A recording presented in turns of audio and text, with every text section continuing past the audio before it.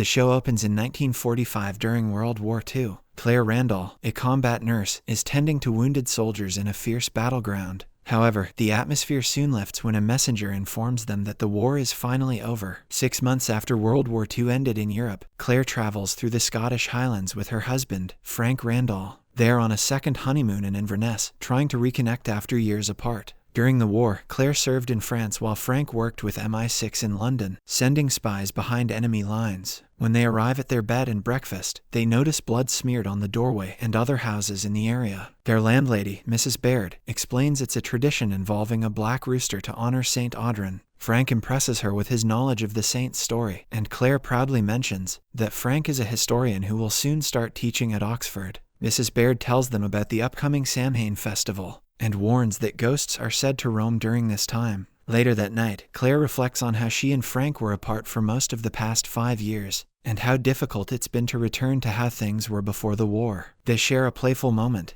jumping on their squeaky bed and laughing together. Frank admits he often drew the lines of Claire's hand during the war, even getting in trouble for doing so in official reports. The next day, the couple explores the Highlands by car. Frank points out Cocknaman Rock, which resembles a rooster's tail, and explains how British soldiers used the area to ambush Scottish rebels. Claire doesn't mind Frank's love for history, as she reveals that she grew up with her archaeologist uncle, who took her on digs around the world. After driving for some time, the couple arrives at Castle Leach. It happens to be the ancestral home of the Mackenzie clan of the Highlands, as part of Frank's research into his family history. While Frank is focused on history, Claire enjoys studying plants and herbs for their medicinal properties. Later, they visit Reverend Wakefield, who helps Frank research his ancestor, Jonathan Randall, a British Army captain from the 18th century. Frank shares that Jonathan was nicknamed Black Jack during his time in the Highlands. The Reverend explains that Jonathan was in charge at Fort William, and was notorious for harassing the locals. When Claire mentions hearing someone call them Sassenachs at a pub, the Reverend explains it means Englishman, or outsider. While staying at the Reverend's home, Claire meets Mrs. Graham, the housekeeper, who reads her palm. She mentions signs of a journey, multiple strangers, and even Claire's husband. She reveals Claire has a strong will, a passionate nature, and predicts that she will have 2 marriages, though her marriage line isn't fully broken. Meanwhile, Frank and the Reverend discuss Frank's ancestor, Black Jack Randall. They speculate he may have had a powerful patron, possibly the Duke of Sandringham, who was rumored to be a Jacobite. Feeling uneasy after Mrs. Graham's reading, Claire quietly walks back to the inn. She reminds herself to live in the moment, as the war had taught her not to dwell on the future. However, she has no idea that her life is about to change drastically. At the inn, Claire is getting ready for bed just as a storm rages outside. While Frank is returning, he sees a man in a kilt staring up at Claire's window. When he approaches, the man silently walks away and disappears into the cold night. Shaken, Frank rushes to the room and looks out the window. When Claire asks what's wrong, he says he's not sure if he just saw a ghost. Early the next morning, the couple climbs the hill at Craig Naudun, a circle of standing stones, and watches robed women, including Mrs. Graham, dance in a mysterious ceremony. When the women leave, they explore the stones and the surrounding area. Claire collects plants while Frank examines the rocks. When one of the women returns for something, they quietly leave. Later in Inverness, Claire decides to return to Craig Naudun to gather a plant she saw. As she collects the plant, a strange noise fills the air. Curious, she touches the central stone,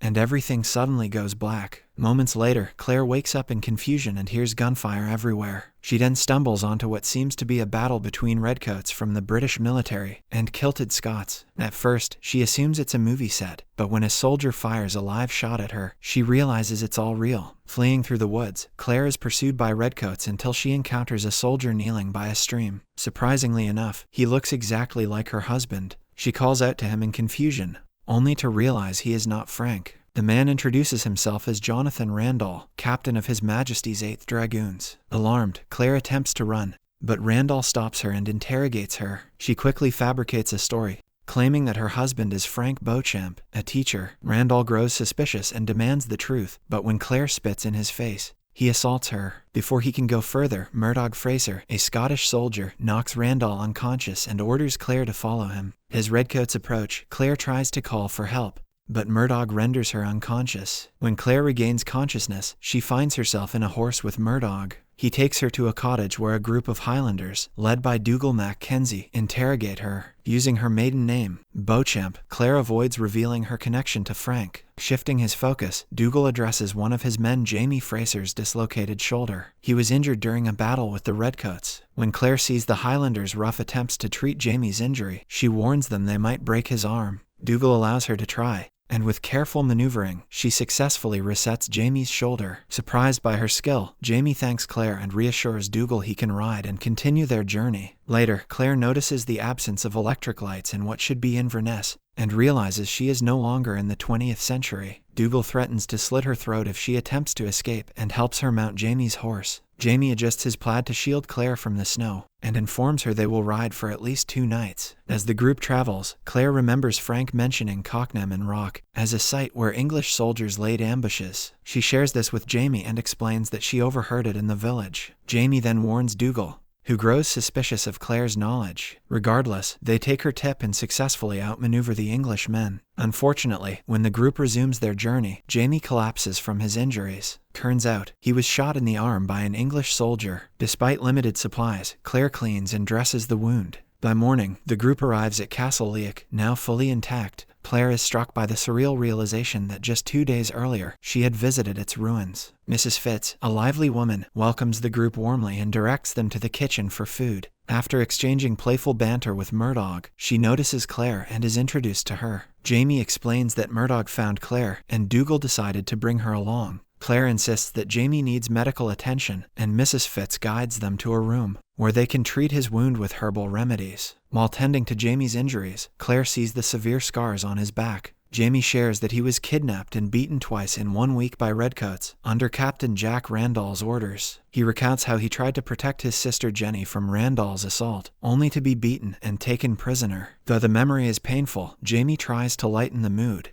and Claire finishes tending to his wound. Later, Mrs. Fitz helps Claire dress in 18th century clothing. Once dressed, she is taken to meet Colum Mackenzie, the laird of the castle. In the meeting room, Claire looks through books and finds a letter dated November 1st, 1743. This confirms that she has actually traveled in the past. Colum, who walks with difficulty due to his disfigured legs, welcomes Claire warmly and introduces himself. He questions her about how she ended up in the woods. Claire sticks close to the truth, explaining that she is a widow traveling to France with her servant when they were suddenly attacked by highwaymen. She claims she escaped but lost her belongings and was later attacked by Captain Randall. Colum listens and then assures her they'll discuss arranging her transport to Inverness. He mentions that a tinker named Sean Petrie will be passing through in 5 days, and might take her along. Later, Claire wanders outside, planning her return to Inverness and the Standing Stones at Craig Naudun to find a way back home. That evening, she reluctantly attends dinner in the hall. She approaches the head table, where Colum sits with his wife Letitia and Dougal. After a brief introduction,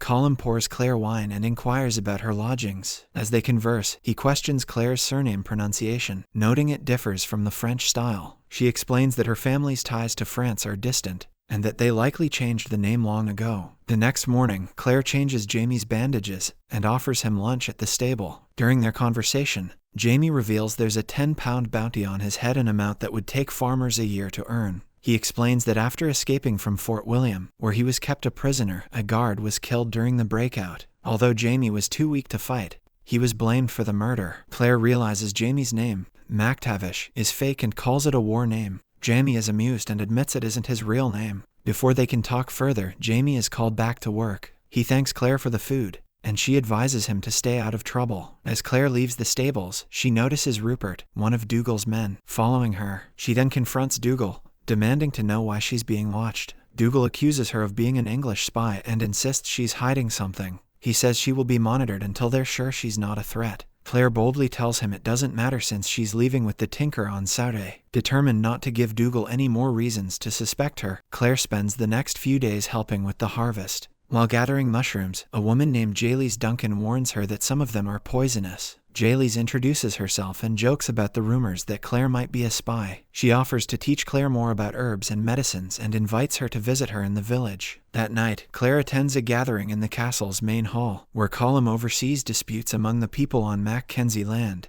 As the session continues, a father angrily brings his daughter forward, accusing her of improper behavior. Colum decides she must be punished, but Jamie steps in to take her place. Despite his injuries, Jamie chooses to endure a beating. Claire is horrified but learns he did it to protect the girl from public shame. Later, Jamie explains it was easier for him to endure the punishment than for the girl to suffer lasting humiliation. Mrs. Fitz then thanks Jamie for his sacrifice, revealing the girl as her granddaughter, Leg Hair. The scene cuts to the day Claire is set to leave. However, Dougal informs her that Colum wants to see her. Colum then takes her to a room filled with herbs and medicines, explaining that it was once used by their healer, who has since passed away. He insists Claire take up the role of healer for the castle. She protests, reminding him that she is leaving the castle for good. However, Colum clarifies she is staying, not as a guest but under his watch. Claire then realizes she is now a prisoner. Flashback to 20th century London. Claire and Frank are at the train station as she prepares to leave for the war. Frank asks her to promise she'll return to him once the war is over. Claire assures him she will and boards the train.